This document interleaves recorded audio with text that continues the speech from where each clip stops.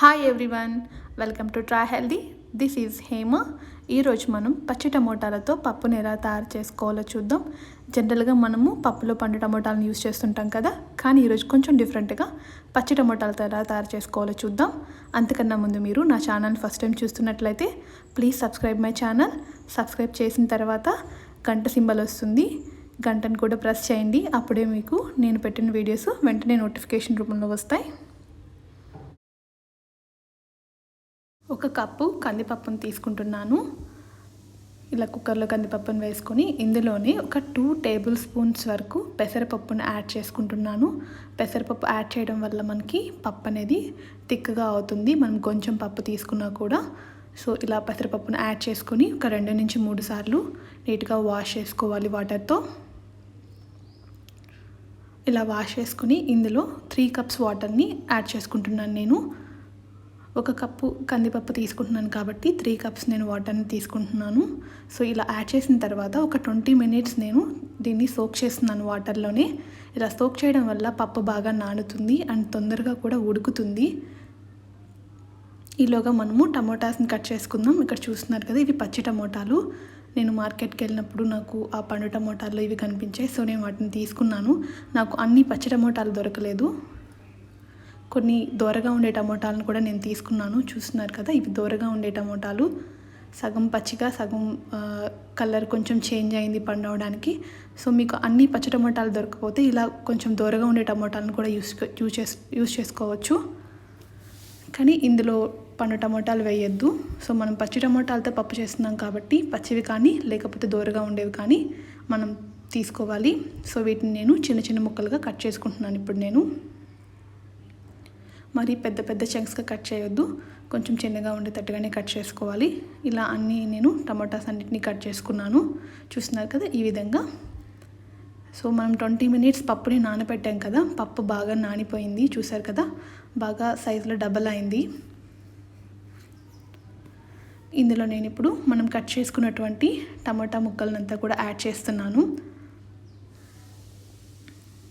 ఇందులోనే ఆనియన్స్ని, ఒక మీడియం సైజులో ఉండే ఆనియన్స్ని కొంచెం పెద్ద చంక్స్ ఉండే విధంగా నేను కట్ చేసుకున్నాను. మరీ చిన్న చిన్న ముక్కలుగా కట్ చేసుకుంటే పప్పు మనం స్మాష్ చేసేటప్పుడు అవి బాగా నలిగిపోతాయి.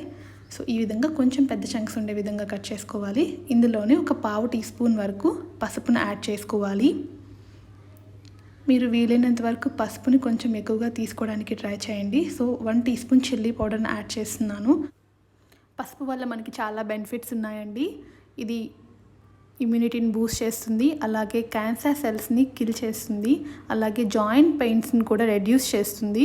ఇలాగా చాలా బెనిఫిట్స్ ఉన్నాయి దీనికి. ఇందులో నేను ఒక 1/2 టీ స్పూన్ వరకు ఆయిల్ని యాడ్ చేసుకున్నాను. ఇప్పుడు మనం కుక్కర్ పెట్టి ఒక 4 to 5 విజిల్స్ వచ్చేంత వరకు మనము ఉడికించుకోవాలి. ఈలోగా మనం చింతపండుని నానబెట్టుకుందాం. సో ఎప్పుడు కూడా మీరు చింతపండుని నుంచి గుజ్జు తీయాలనుకున్నప్పుడు ఇలాగ ఒక 1 టైము నీట్గా వాష్ చేసుకోవడం వల్ల అందులో ఏమన్నా డస్ట్ పార్టికల్స్ ఉన్నా కూడా అంతా పోతాయి. సో ఇక్కడ నేను 2 to 3 టేబుల్ స్పూన్స్ వరకు వాటర్ని యాడ్ చేసుకొని ఒక 5 to 10 మినిట్స్ వరకు సోక్ చేసుకుంటున్నాను. సో చూసారు కదా, ఇక్కడ బాగా మెత్తగా అయింది. సో దీన్ని కొంచెం మనము స్క్వీజ్ చేసుకొని టామరైన్ పల్ప్ తీసుకోవాలి. ఇంకా అడిషనల్గా ఎటువంటి వాటర్ని యాడ్ చేయాల్సిన అవసరం లేదు, మనకి ఈ వాటర్ సరిపోతుంది. ఇలా పిప్పినంత పక్కకు తీసేసి ఈ పల్పుని పక్కకు పెట్టుకోవాలి. ఇప్పుడు మనం చూద్దాం పప్పు ఎలా ఉడికిందో. సో పప్పు చూస్తుంటే బాగా ఉడికిపోయింది. సో ఒకసారి చూడండి మీరే పప్పు ఎంత బాగా ఉడికిపోయిందో. యాక్చువల్గా మనము పప్పుని నానబెట్టడం వల్ల త్వరగానే మనకి పప్పు అనేది ఉడుకుతుంది. చూస్తున్నారు కదా, పప్పు బాగా ఉడికిపోయింది. ఇందులోనే మనము రుచికి సరిపడా ఉప్పును యాడ్ చేసుకోవాలి. నేను ఇక్కడ కల్లు ఉప్పును యాడ్ చేస్తున్నాను. సో కల్లు ఉప్పు వేయడం వల్ల మనకి పప్పు స్మాష్ చేసేటప్పుడు కొంచెం ఈజీగా స్మాష్ అవుతుంది.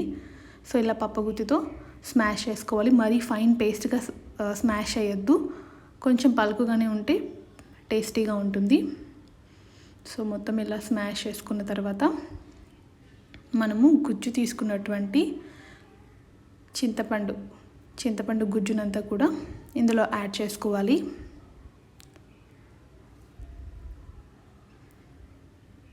సో చింతపండు గుజ్జుని ఇందులో యాడ్ చేసుకున్న తర్వాత ఒకసారి మనము సాల్ట్ చూసుకోవాలి.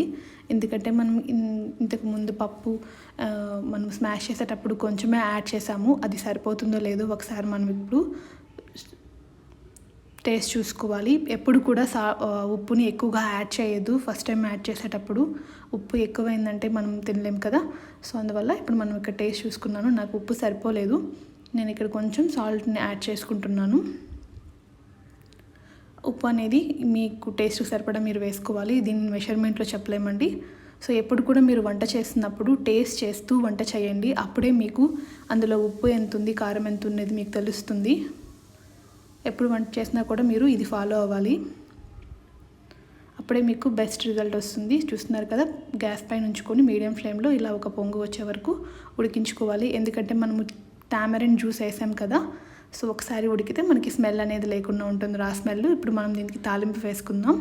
ఇక్కడ నేను ఒక చిన్న ప్యాన్ పెట్టుకొని అందులో 1 టేబుల్ స్పూన్ వరకు ఆయిల్ని యాడ్ చేసుకున్నాను.